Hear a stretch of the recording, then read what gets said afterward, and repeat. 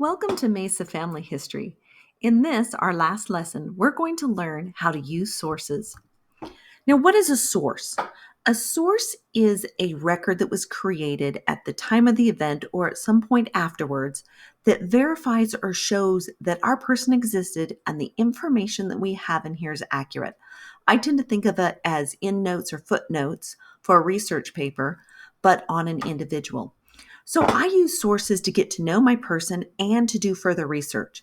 But before we go in and look at sources, what I want to do is get to know my person a little bit better so that I have some idea of who they are when I'm looking at their sources. So I'm going to scroll through his person page and remind myself of when he was born and where he was born. I'm going to look at his residences. I can see that he lived in Missouri his entire life. I can see that we have no marriage events, so perhaps as I'm looking at sources, I'm going to be looking for that information. We do not have a maiden name for his wife, so that's another thing that I would like to be looking for. We have information on his children. It's possible that we could get their death information from a source. We can see information about his parents over here and who his siblings are. So now that we have a general overview of who our individual is, we are going to go into the sources. So up here across the top, we have a source tab, and I'm going to click into that. Now that I'm into sources, I like to put them in order. I don't like to be jumbled and have a death date before a birth date. So the first thing I am going to do is come up here to options and click on this. And if I check chronological, it will put all of his information in order from the year he was born until the year he died or information after that. We have one entry down here though that does not have a date. I'm going to go ahead and enter a date here so that this record too will go in chronological order. This is information on his birth, and I've already looked to make sure it is his birth record. If I look up here at the top, I can see he was born in 1886, so I'm just going to add that date in. I'm going to enter it right here, 1886. I'm going to click on standardized, and I'm going to come down here and click save. So now all of the information is in chronological order. So let's go ahead and take a look at some of the information that we have. We have a birth record. So let's go ahead and take a look at that and see what can we learn from a birth record. I'm going to click on view source, and I am going to come down here and click on this URL because that's a hot link to take me to information about him. So I'm going to click on that, click OK. And this has taken me into Ancestry.com, which I have a membership in as part of being a member of the Church of Jesus Christ of Latter-day Saints. We do get free access to Ancestry, and so we can set that up if you do not have that set up. But what I want to do is look at this birth record. So I'm going to actually click into view here. Now I know, because I've been in here, that he is the third one from the bottom. I'm going to enlarge this, and we're going to look and see what we can find. It talks about James, or it shows that he's James Frank Holrath. It shows his birth year and his birthplace. This column here is the nationality of his father. So we've now learned that his father is German. We've learned where his father is born. We've learned this is the nationality of his mother. We can see that she is American and that she too was born in Missouri. We can see his mother's full name here, Georgia, and this is actually a T, Holrath. And this is her maiden name, Georgia T. Rhine. And this becomes very important for us to make sure as we go through records that her name is entered correctly.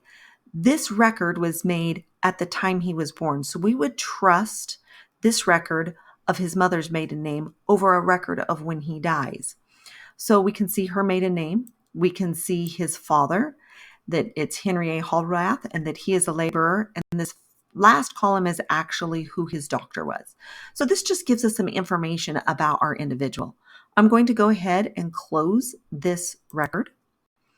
And I'm going to come over here and I'm going to X out of this record here. So now this is another birth record. We're not going to go in and take a look at that.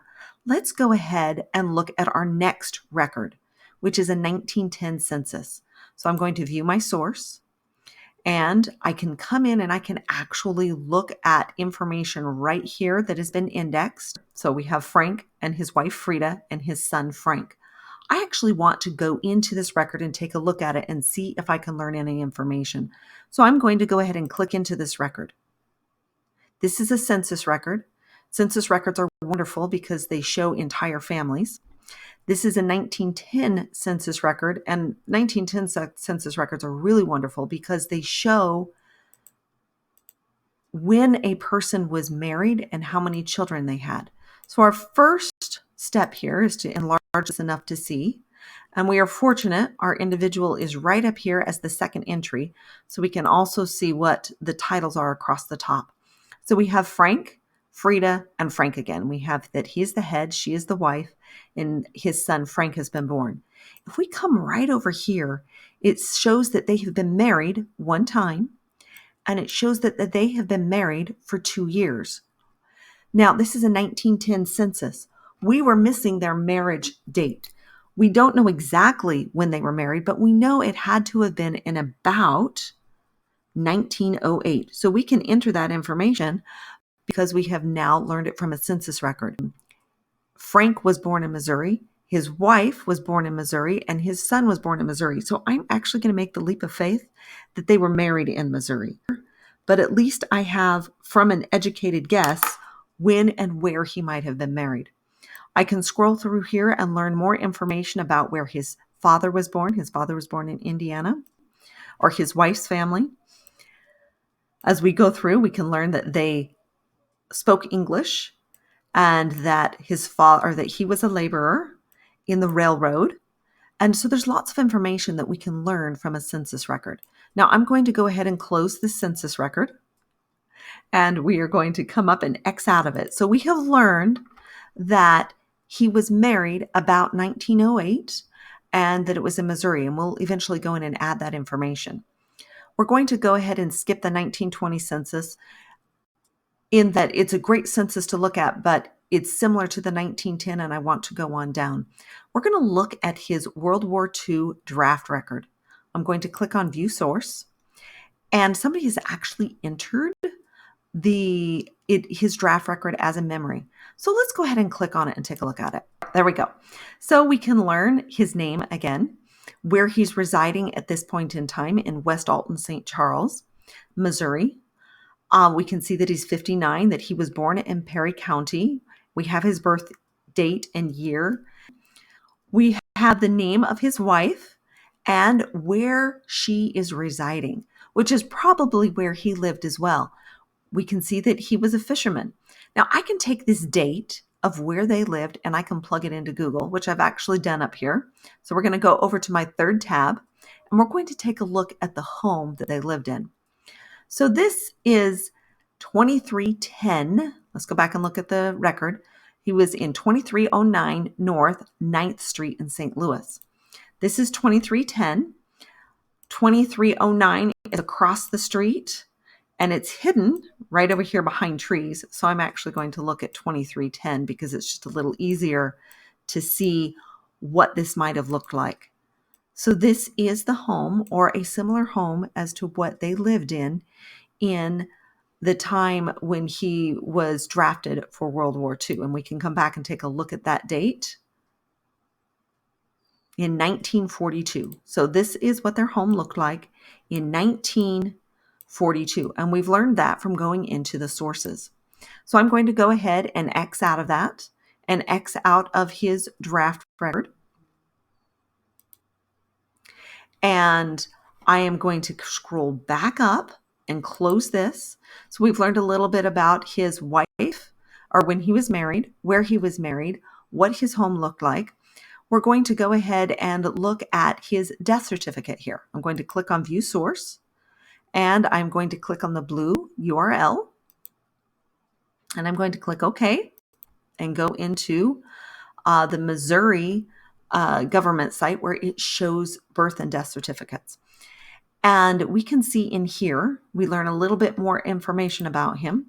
We can see that he was divorced right here in the middle. Unfortunately, you don't get my little red circle around my pointer, but he was divorced right here in the middle. If we scroll down just a little bit, we can see his father's name. So right over here is his father's name, Henry Holrath. It shows his mother's name is Thistle Rhine. Well, we know her name was Rhine. She was Georgia T. Rhine. So now we have a middle name, or a likely middle name, for his mother. So we have gained that from his death certificate. We can look through and see if there's any other missing information. But for the moment, we're going to go ahead and close this. So now we are back into his record, and I'm going to X out of this. And we are going to look at his Find a Grave. I can click once again on the blue URL to the FamilySearch site, and then over here to the right, I'm going to click on Find a Grave. Once I'm in Find a Grave, I have more information about him, listing his children, and a short little bio on him. So this is wonderful. I can see that he's buried with his brother, which makes sense because he was divorced and his brother never married. So this just gives me a little more information about the family. I'm going to go ahead and X out of this, and I will go ahead and X out of this, and I'm going to come back into another source, which is a Social Security application. I'm going to click on View Source, and once again, I'm going to click on the blue URL, and I'm going to click OK. And this is going to take me to Ancestry.com, and this is a Social Security application for his daughter, Mildred Florence Holrath. She married a Heron. In here, it shows her father's name and her mother's name.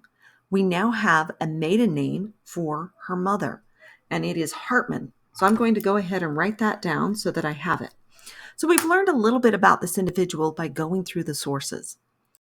I'm going to X out of that. I'm back in James Frank Holrath's page, and I'm going to click on Details. And we can scroll down and start adding in the information that we learned from our sources. So I have marriage information. I could click on this tab here, and I can go in and I can add the approximate date, about 1908, and that he was married in Missouri.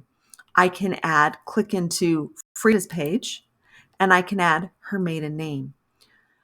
And I can, whoops, sorry about that. I clicked the down arrow here. I also have a middle name for Georgia T. Rhine, and I can go ahead and add that information in. So this is just a very, very brief overview on what sources can do for you. The more you learn about sources, the more you can learn about your individual. So thank you and good luck as you go through and you learn about sources and your person.